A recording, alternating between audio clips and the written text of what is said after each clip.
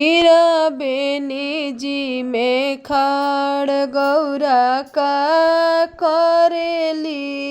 तीरा बेनी जी में खाड़ गौरा का करेली।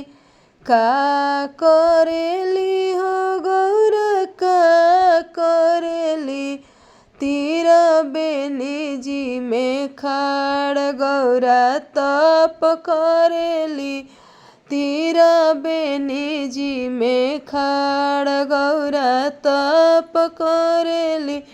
के कराही लागी गौराय छत चंदन।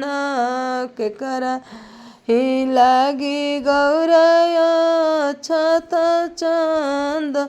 के कराही लागी गौरा भांग पिसेली।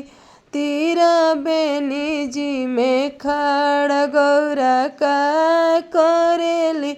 कार्तिक गणेश खातिया छत चंदन।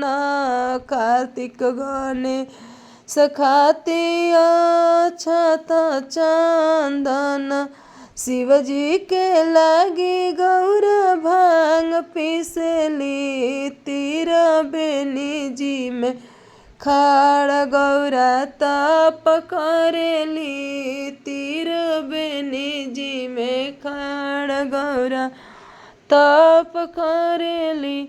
हम लोग गायिका बक्सर जिला से विभा पांडे। अगर हमारा वीडियो अच्छा लगी तो लोग एक लाइक जरूर करब जा और हमारा चैनल के सब्सक्राइब करी जा, सपोर्ट करी जा।